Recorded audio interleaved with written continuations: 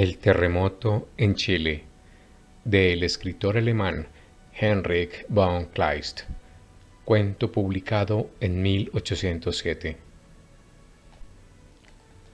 El terremoto en Chile.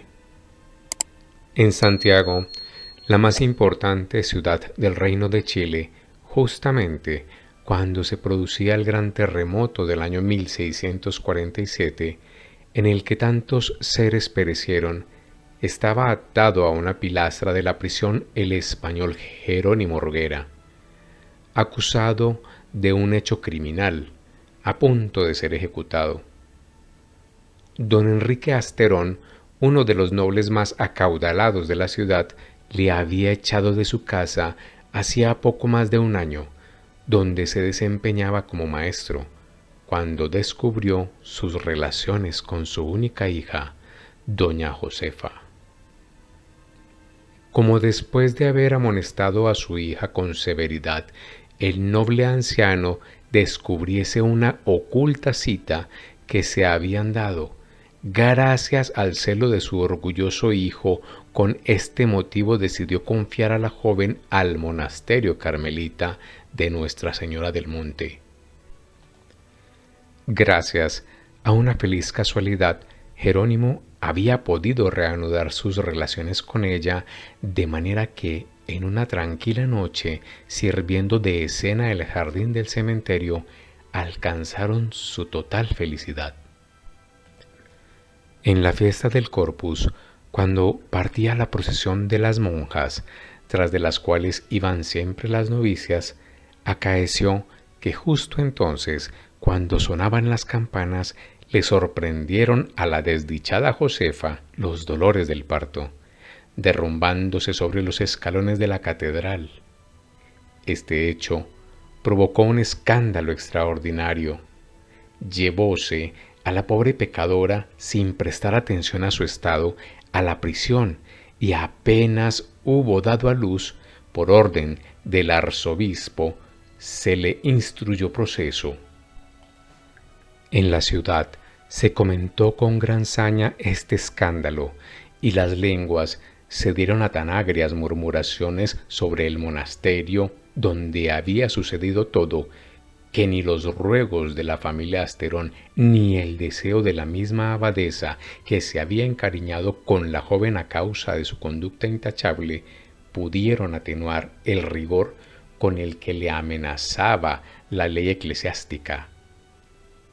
Todo lo más que podía suceder era que la muerte en la hoguera, a la que había sido condenada para escarmiento de doncellas y damas de Santiago, le fuese conmutada por la pena de ser decapitada. Ya se alquilaban las ventanas en las calles por donde iba a pasar el cortejo de la ejecución. Ya se levantaban los tejadillos de las casas y las piadosas hijas de la ciudad invitaban a sus amigas a presenciar el espectáculo que les depararía la ira divina. Jerónimo, que estaba en prisión, creyó perder el juicio cuando se enteró del giro que tomaba el asunto. Barajó en vano alguna posibilidad de salvación. En alas de su ardiente fantasía sólo lograba estrellarse contra los muros y los cerrojos, y un intento que hizo de limar los barrotes de su ventana le costó ser encerrado en un calabozo peor. Entonces se prosternó a los pies de la Madre de Dios y rezó con ardiente piedad, pues ella era la única que podía llevarle la salvación. Al fin llegó el día señalado y sintió en su pecho que se desvanecía toda esperanza. Sonaron las campanas que acompañaban a Josefa al lugar de la ejecución y la desesperación se adentró en su alma. La vida le pareció repudiable y resolvió matarse colgándose de una correa que por azar le habían dejado. Estaba, como ya dijimos, sujeto a una pilastra e intentaba asegurar el lazo que le sacaría de este valle de lágrimas de un gancho que sobresalía de la cornisa cuando, de repente, hundióse la mayor parte de la ciudad con un crujido como si el cielo se derrumbase y todo lo que alentaba vida quedó sepultado en las ruinas. Jerónimo Ruguera quedó inmóvil de espanto, al tiempo que, como si hubiera perdido el conocimiento, se aferró a la columna donde había pensado que hallaría la muerte, para no caer. El suelo se estremeció bajo sus pies, los muros de la prisión se resquebrajaron, todo el edificio se inclinó para caer hacia la calle, lo que no sucedió gracias al edificio de enfrente, que también había cedido y le sirvió como apoyo. Temblando, con el cabello erizado y las rodillas que parecían querer rompérsele, se deslizó Jerónimo por el declive del suelo del edificio con el propósito de salir por el boquete que el choque de ambos edificios habían abierto en la pared delantera de la prisión. Apenas estuvo a salvo cuando un segundo temblor hizo que toda la calle se desplomase por completo. Transcurrió casi un cuarto de hora en que estuvo completamente sin conocimiento, hasta que despertó de nuevo y, con la espalda vuelta hacia la ciudad, medio se incorporó del suelo. Inconsciente, sin saber cómo podría salvarse de esta catástrofe, se apresuró a huir lejos de los cascotes y maderos que por todos lados amenazaban con matarle, en busca de la puerta más cercana de la ciudad. Todavía aquí se derrumbó una casa, por lo que corrió para evitar los escombros hacia una calle cercana. Más lejos, llamas refulgentes entre grandes humaredas lamían las cúpulas, haciéndole huir asustado hacia otra calle, pero he aquí que el mapuche sale de cauce y le arrastra en sus hirvientes ondas hacia otra. Aquí yace un montón de cadáveres, allá se oye una voz plañidera entre las ruinas, acá se oyen los gritos de la gente encaramada en los tejados ardiendo. Allí hombres y animales luchan con las olas. Ora un hombre de coraje se lanza a salvar a alguien, ora otro, pálido como la muerte, extiende mudo las manos trémulas hacia el cielo. Cuando Jerónimo estuvo a las puertas de la ciudad y pudo alcanzar una colina, cayó sin sentido sobre la tierra. Luego se palpó la frente y el pecho, incapaz de saber qué debía hacer en tales circunstancias, y sintió un inefable placer cuando la brisa del mar le refrescó al volver en sí, y su vista se volvió en todas direcciones para admirar la hermosa región de Santiago. Solo la entristecida muchedumbre que se veía en derredor acongojaba su corazón. No comprendía por qué tanto él como ellos estaban en aquel lugar, y sólo cuando al volverse vio la ciudad hundida, recordó los terribles instantes vividos, se inclinó profundamente hasta tocar el suelo con la frente para dar gracias a Dios por su salvación, y a la vez, como si se despojase de la terrible impresión que oprimía su alma y sofocaba todas las demás, se echó a llorar rebosante de alegría, pues aún gozaba de la vida espléndida y de todas sus bellas imágenes.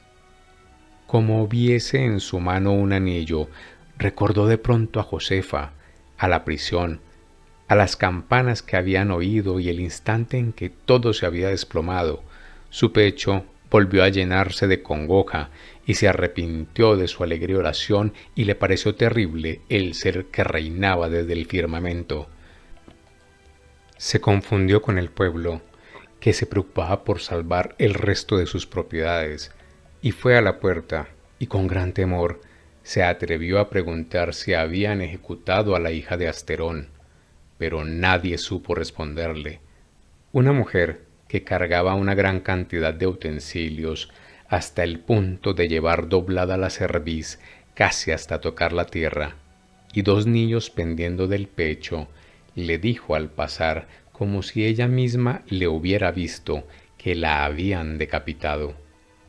Jerónimo dióse la vuelta, y como ya no podía dudar de que Josefa hubiese muerto, se internó en un bosque donde se dejó caer entregado a su dolor. Hubiera deseado que la furia de la naturaleza volviera a descargar sobre él. No entendía por qué ahora la muerte se apartaba de su alma ensombrecida, ya que tanto la ansiaba y le parecía su verdadera salvación. Se propuso entonces no vacilar, aunque los robles estuviesen desarraigados y las copas a punto de caer sobre él. Así pues, después de haber llorado mucho, como del ardiente llanto volviesen a renacer las esperanzas, se levantó y miró el campo en todas direcciones.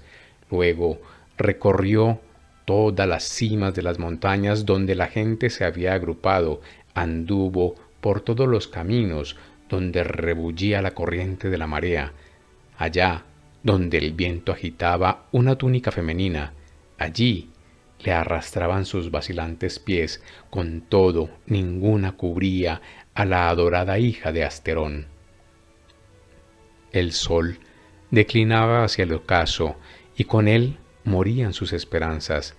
Cuando llegó a lo alto de un peñasco que daba sobre un vasto valle en el que se veían muy pocas personas, vacilante, sin saber qué hacer, recorrió con la vista los distintos grupos y ya estaba a punto de volverse cuando vio a una mujer joven ocupada en bañar en las ondas de un arroyo a un niño. Al ver esto, con el corazón palpitante, echó a correr cuesta abajo lleno de presentimientos, gritando «¡Virgen Santísima!», y reconoció a Josefa, que al oír ruidos se había vuelto temerosa. Con cuánta dulzura se estrechan los infortunados amantes que un milagro había salvado. Josefa iba camino de la muerte y estaba al borde del cadalso, cuando de repente los edificios se desmoronaron sobre la comitiva. Lo primero que hizo fue dirigirse a la puerta más cercana, pero se detuvo a pensar y se dirigió presurosamente donde estaba su hijito desamparado. En la puerta del monasterio en llamas encontró a la abadesa, que en aquellos sus últimos momentos pedía que salvasen al niño. Josefa, con valor, se abalanzó por medio de la humareda que la ahogaba y aunque por todas partes se desmoronaban las paredes como si todos los ángeles del cielo la guardasen, pudo salir indemne con el niño en los brazos. Quiso prestar auxilio a la abadesa desesperada, cuando, he aquí, que tanto ella como las demás monjas quedan sepultadas bajo la fachada que se derrumba. Josefa se estremeció a la vista de este horrible hecho. Tan rápidamente como pudo, cerró los ojos a la abadesa y se alejó aterrorizada con su adorado niño que el cielo le devolvía para salvarlo de la catástrofe. Apenas había dado unos pasos cuando tropezó con el cuerpo del arzobispo que, al derrumbarse la catedral, había quedado al descubierto. El palacio del virrey se había hundido. La audiencia donde se le había juzgado era devorada por las llamas y en el lugar donde había estado su casa paterna había un lago del que emergían tejados encendidos. Josefa trató de darse fuerzas y conservó toda su entereza. Tratando de sofocar la pena de su pecho, con gran valor, con su preciado botín en los brazos, corrió de calle en calle, y ya cerca de la puerta de la ciudad vio los escombros de la cárcel donde debía estar Jerónimo. A la vista de esto, vaciló y estuvo a punto de caer desvanecida, a no ser porque justamente en ese momento poco faltó para que la aplastase un edificio que se derrumbaba, de modo tal que el desfallecimiento fue superado merced al terror. Besó al niño, se secó las lágrimas y sin prestar atención a la catástrofe que le rodeaba, llegó a la puerta. Cuando estuvo a salvo en el campo, pensó que no todos los que hubieran estado en un edificio tenían que haber perdido la vida. En el primer recodo que encontró se detuvo y aguardó por si aparecía aquel a quien amaba más que a nadie en el mundo, después de su pequeño Felipe. Después, vertiendo muchas lágrimas, se internó en un valle sombreado de pinos para orar por el alma de quien creía perdido. Y he aquí que da en el valle con el amado, como si este valle fuese el del paraíso. Muy conmovida, referido todo esto a Jerónimo, y cuando terminó le acercó el niño para que lo besase. Jerónimo lo tomó en sus brazos y le hizo 1000 caricias, y como el niño llorase extrañando su rostro, volvió a acariciarlo hasta hacerlo callar. Mientras tanto, caía la noche hermosísima y plateada, embalsamada por suaves aromas, tan refulgente y callada que pudiera soñarla un poeta. Por todas partes, a lo largo del valle, reposaban los hombres a la luz de la luna y disponían muelles, lechos de hierba y follaje para descansar tras tantos días penosos. Pero, como muchos desdichados, se lamentasen unos por haber perdido la casa, otros la mujer y el hijo, y otros por haber perdido completamente todo, Jerónimo y Josefa se deslizaron hacia un denso matorral para no molestar a nadie con el secreto júbilo de sus almas. Encontraron un granado soberbio que extendía sus ramas cargadas de frutos y en cuya copa el ruiseñor hacía resonar su alegre melodía. Jerónimo y Josefa, en cuyo regazo reposaba el niño, se sentaron cerca del tronco y cubriéndose con la capa descansaron. La sombra del árbol, alternando con las luces, se alargaba sobre ellos y la luna se desvaneció al amanecer, antes de que se durmiesen, pues tenían mucho que decirse, del convento, de la prisión y de todo lo que los dos habían padecido, y muchos se emocionaron al considerar cuánta desgracia había tenido que caer sobre el mundo para que ellos pudiesen ser dichosos. Resolvieron que, no bien acabasen los temblores de tierra, irían a la Concepción, donde Josefa tenía una fiel amiga, para luego, con un pequeño préstamo que esperaban obtener, viajar en barco a España, donde vivían los familiares maternos de Jerónimo. Allí podrían llevar una vida feliz. Con esto, entre beso y beso, se durmieron. Despertaron cuando el sol ya estaba muy alto en el cielo y advirtieron que cerca de ellos habían muchas familias ocupadas en preparar algo de comer. Jerónimo estaba pensando que también él debería buscar provisiones para los suyos, cuando un hombre bien vestido, con un niño en los brazos, se acercó a Josefa y le preguntó con humildad si podría darle el pecho, aunque solo fuese un poco, a aquel pobre niño cuya madre enferma yacía entre los árboles. Josefa quedó desconcertada ante ese rostro que le era conocido. El que interpretó mal su desconcierto agregó: «Solo un poco, doña Josefa, pues este niño, desde la hora en que nos hizo a todos desdichados, no ha probado nada». Ella repuso: «Callo por otras razones, don Fernando. En estos tiempos horribles que nos ha tocado vivir, nadie se puede negar a compartir lo que tiene». Tomó al niño en sus brazos, en tanto que daba a su propio hijo al padre, y se lo llevó al pecho. Don Fernando quedó muy agradecido por el favor y le preguntó si no quería unirse al grupo, donde preparaban al fuego algo de comer. Josefa respondió que aceptaba con gusto su ofrecimiento, y como Jerónimo no hiciese ninguna objeción, le siguió hasta donde estaba su familia, por la cual fue recibido cariñosamente. Allí estaban las dos cuñadas de don Fernando, a las que reconoció como nobles damas. También doña Elvira, esposa de don Fernando, que yacía en tierra con los pies lastimados, con mucha amabilidad atrajo así a Josefa, que aún llevaba a su pobre niño en el pecho. Asimismo, don Pedro, su suegro, herido en un hombro, le hizo una cordial inclinación de cabeza. Por la mente de Jerónimo y de Josefa cruzaron muchos y raros pensamientos. Al verse tratados con tanta bondad y confianza, no supieron qué pensar del pasado, del cadalso, de la prisión y de las campanas. ¿Todo había sido un sueño acaso? Parecía como si los ánimos se hubieran reconciliado después de la horrorosa conmoción. No deseaban recordar nada, únicamente doña Isabel, que había sido invitada por una amiga el día anterior para ver el espectáculo y que había rechazado la invitación, a veces volvía su mirada soñadora a Josefa. Con todo, la idea de haber escapado a un infortunio cruel le volvía el ánimo que parecía desalojado de su ser.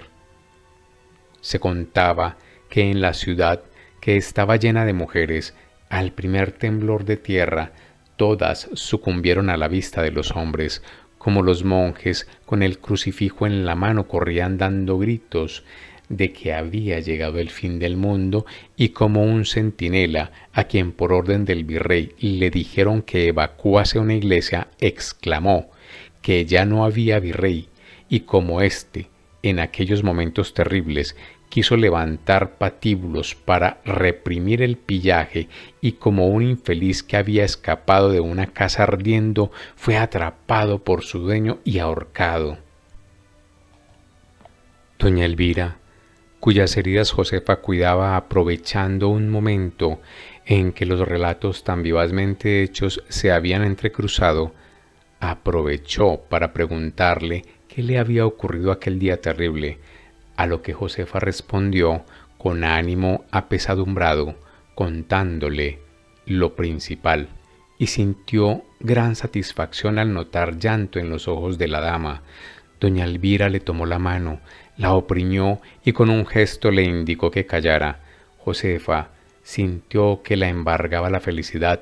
No podía desechar el sentimiento de que aquel día, por muchas desgracias que hubieran causado, era para ella un gran beneficio, mejor que ningún otro de los que el cielo hubiese otorgado, y aunque todos los bienes terrenales se destruían en aquellos odiosos instantes y la naturaleza entera amenazaba desplomarse, en verdad le parecía que el espíritu humano, tal una bella flor, volviera a renacer.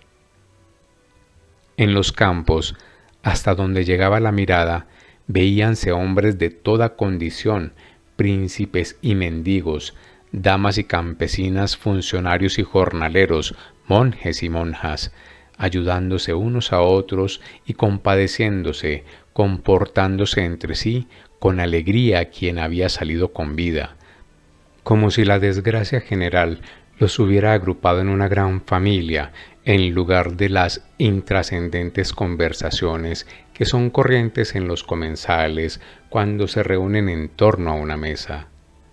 Referíanse casos de acciones heroicas, hombres que apenas eran tomados en cuenta por la sociedad habían realizado hechos de romanos, ejemplos sin par de coraje, de total desdén por el peligro, de abnegación y entrega maravillosa, de inmediato sacrificio de la vida como si poco o nada valiera, y poco después se volvería a encontrar. Si no había nadie en este día que no pudiese dar cuenta de algo emocionante que le hubiese sucedido o algo grandioso que hubiese realizado, de modo que el dolor se confundía con el placer en el pecho de los hombres, hasta el punto de que Josefa no podía asegurar si la suma de la generosidad no vencería los prejuicios que habían sido ocasionados. Jerónimo tomó a Josefa por el brazo, después que ambos se habían hecho callados estas reflexiones, y, con mucha alegría, la llevó hacia el sombreado rincón del bosquecillo de granados.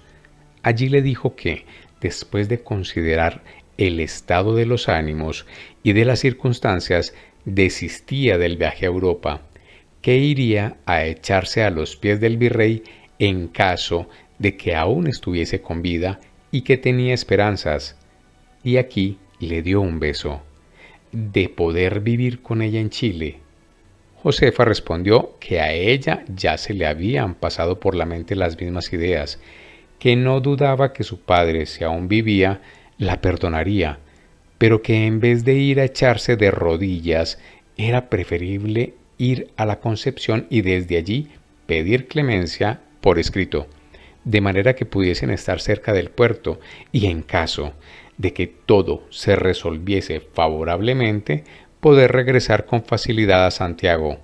Después de meditar un poco, Jerónimo aprobó la prudencia de estas medidas y después de alejar sus pasos, adelantándose a los alegres instantes del futuro, regresó con ella hacia el grupo.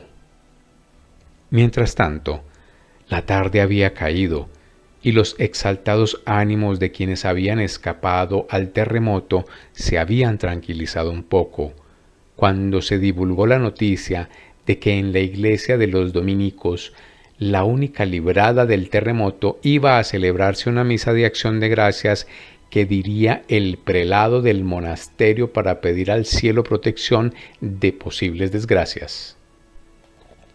El pueblo de todas las comarcas se abalanzó en masa hacia la ciudad.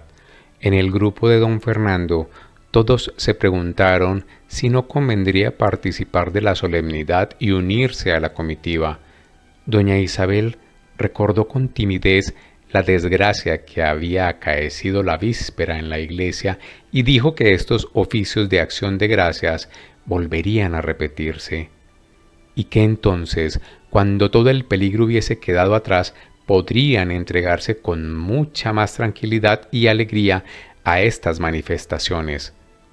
Josefa, manifestando un excepcional entusiasmo, dijo que jamás hasta entonces había sentido tan vivos deseos de posternarse ante el Creador, que demostraba así sus insondables y poderosos designios.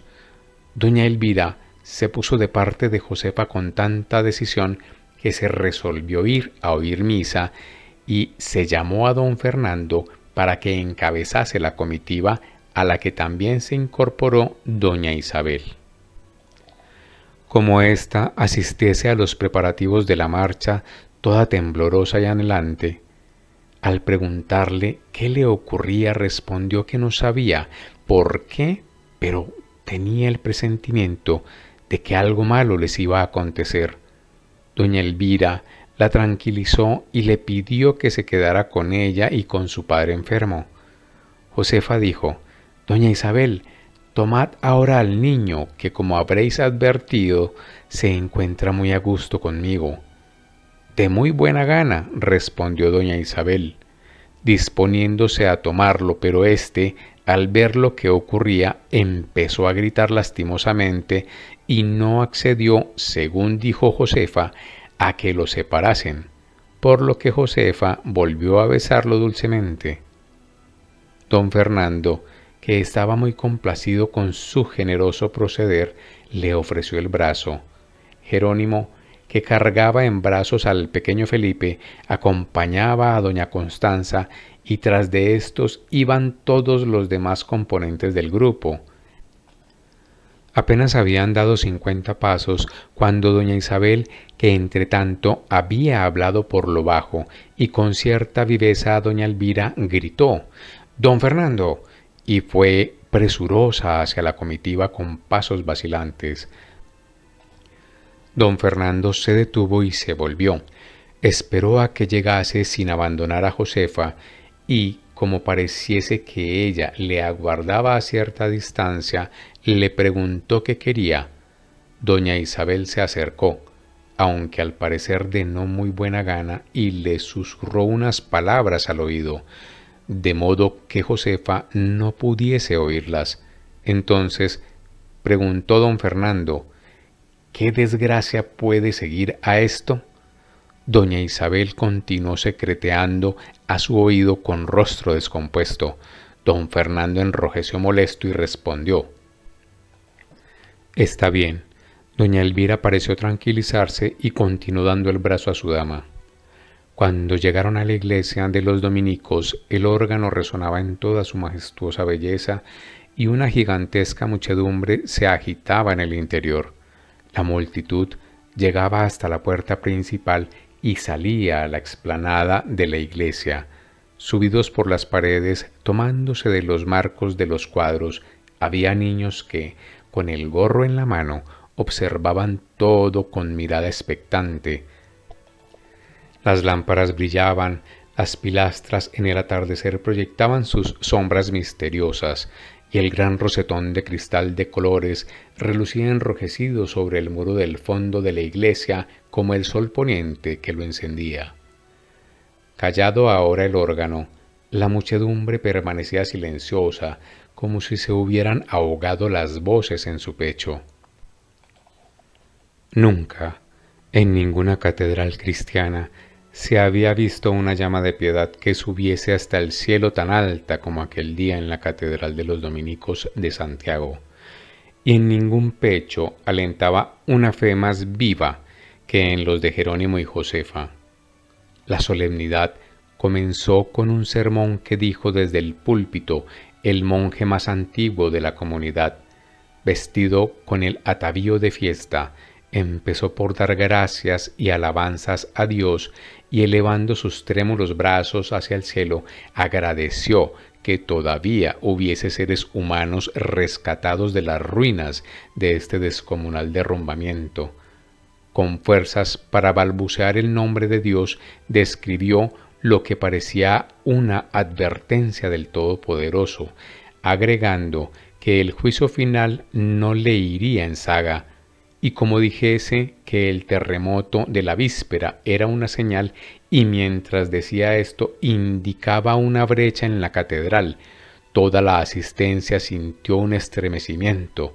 Después, dejándose llevar por esa fluida elocuencia de los predicadores, destacó la corrupción de la ciudad. Dirigió toda clase de horrores sobre ella, como Sodoma y Gomorra no habían conocido, y pintó la inagotable indulgencia divina, que no les había reducido a polvo. Pero, como si un puñal atravesase el corazón de los dos desdichados, oyeron al predicador mencionar la criminal acción que había tenido como escenario el monasterio de los carmelitas.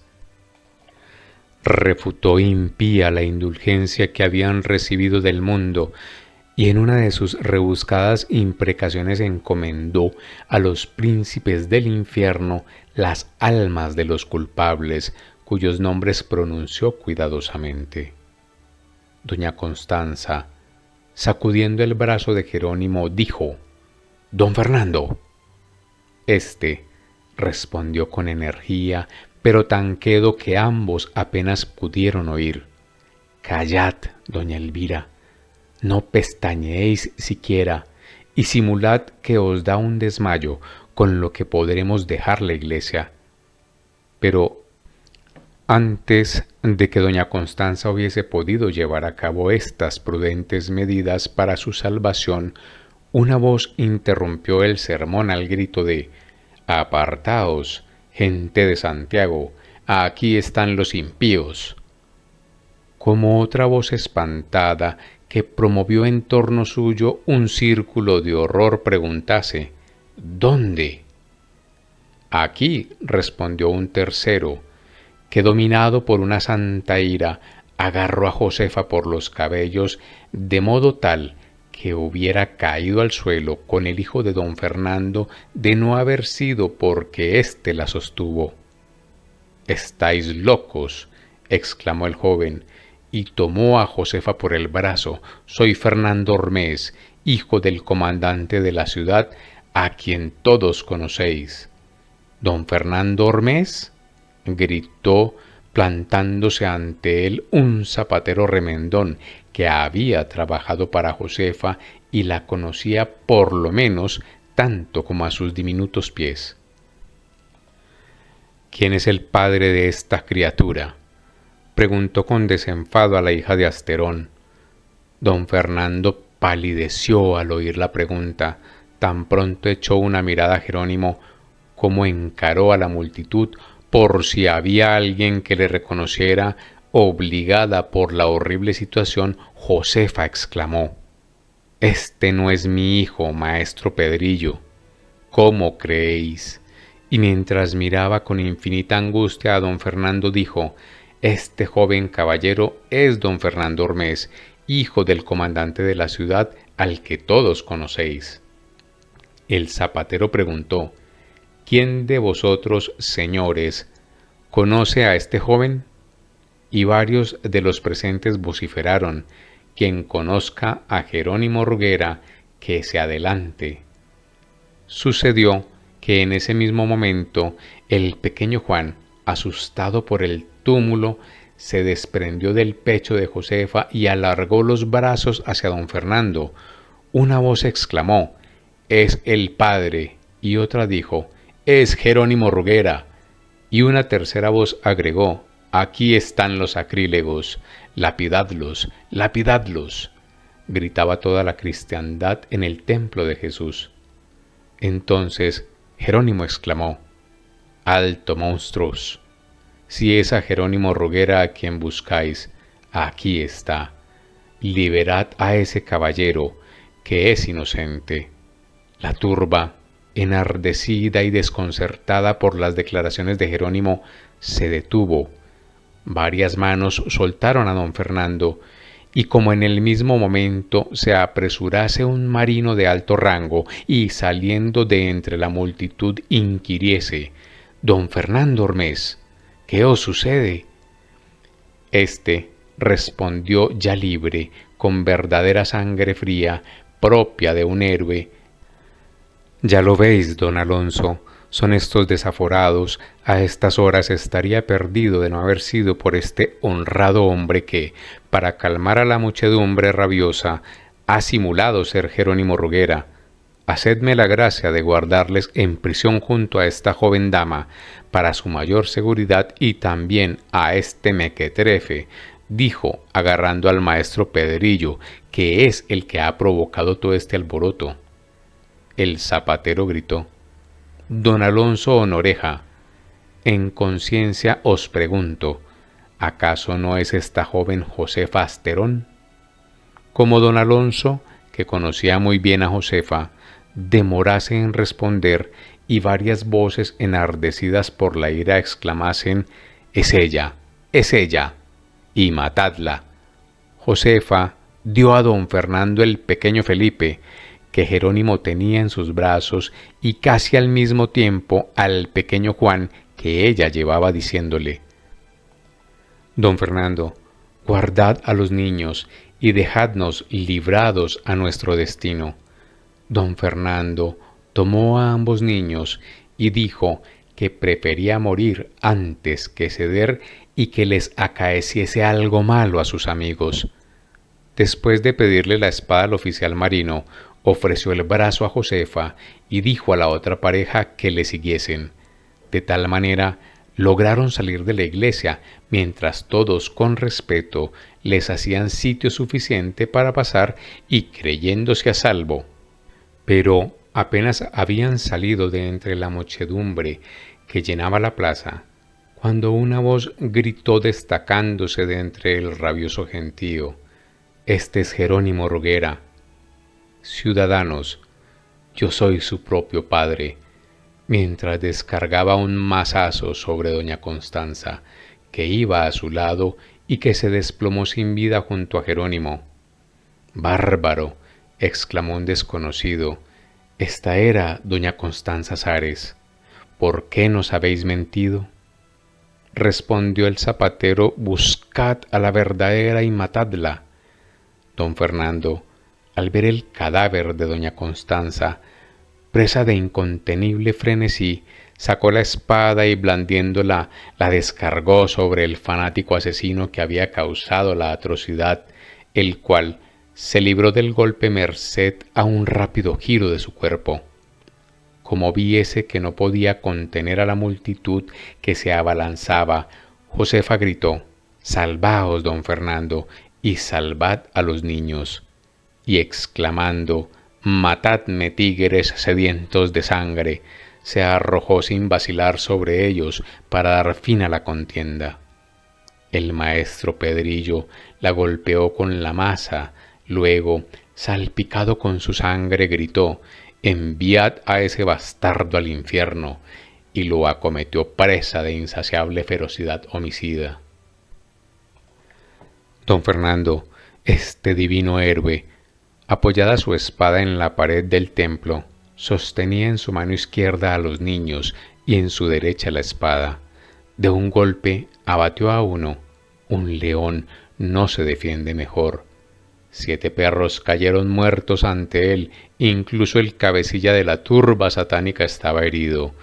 Pero el maestro Pedrillo no cejó hasta arrancarle uno de los niños del brazo.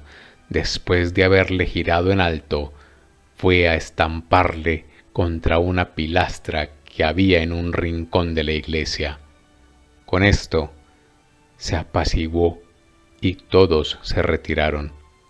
Don Fernando, a la vista de su pequeño Juan con los sesos derramados fuera del cráneo, levantó los ojos al cielo, embargado por un indecible dolor. El oficial marino acudió de nuevo a su lado, intentó consolarle y le aseguró que le dolía haber permanecido inactivo durante los desgraciados sucesos, aunque había sido incapaz debido a las circunstancias.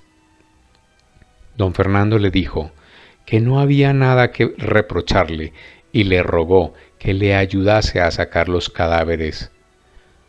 Los llevaron en la oscuridad de la noche a casa de don Alonso, donde don Fernando los siguió llorando sin consuelo sobre el cuerpo del pequeño Felipe. Pasó la noche con don Alonso y dudó si decirle a su esposa, mediante falsos rodeos, toda la verdad del infortunio, en parte porque estaba enferma y en parte porque no sabía cómo juzgaría su conducta en estos sucesos. Poco después, enterada ésta casualmente por una visita que recibió de todo lo acaecido, esta excelente dama lloró en silencio su dolor de madre y una mañana, con lágrimas en los ojos, abrazó a su marido. Don Fernando y doña Elvira adoptaron al pequeño, y cuando don Fernando comparaba a Felipe con Juan y cómo los había logrado, le parecía que hasta debía alegrarse. Fin.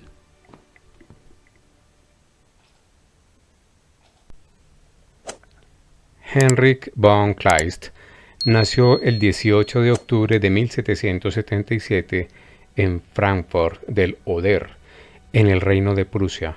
Inició estudios de leyes y filosofía en Frankfurt en 1799 y se interesó profundamente por la obra de los más destacados pensadores e intelectuales de la época, como Kant. Más tarde, rechazó lo que consideraba un excesivo culto a la razón y se acercó a la filosofía de Rousseau. Durante toda su vida adulta, luchó infatigablemente por incitar a sus compatriotas a la resistencia contra Napoleón. El estilo literario de Kleist es complejo y no solo por sus temáticas, sino también por su redacción y estilo. Su obra se ha considerado una de las mejores de la dramaturgia alemana. En Kleist encontramos un tipo de relato antitético del relato moderno, pues en él se cifran las características de los cuentos de raíz oral, personajes simples, sin profundidad psicológica, trama difusa, carente de la concisión y estructura que distingue al relato típicamente moderno, y distribución irregular de la tensión narrativa. Heinrich von Kleist es considerado uno de los principales escritores dramáticos del llamado romanticismo alemán y de toda la literatura alemana. Antes que Kafka y Zweig, que Dostoyevsky y Gogol, Kleist puede considerarse el padre de una serie de innovaciones importantes para la narrativa y el teatro, influencia que tocaría a la mayoría de los genios como Poe, Joyce, Mann, Proust, Virginia Woolf, Henry James, entre otros, y poetas como Pessoa, llegando a la actualidad en plumas como las de Borges, Cortázar, Saramago, García Márquez, Carpentier, por citar solo algunos. Algunas de sus obras más destacadas son La familia Schoffenstein 1801 Robert Guiscardo, 1803. El cántaro roto, 1803-1806. La marquesa de O, 1805.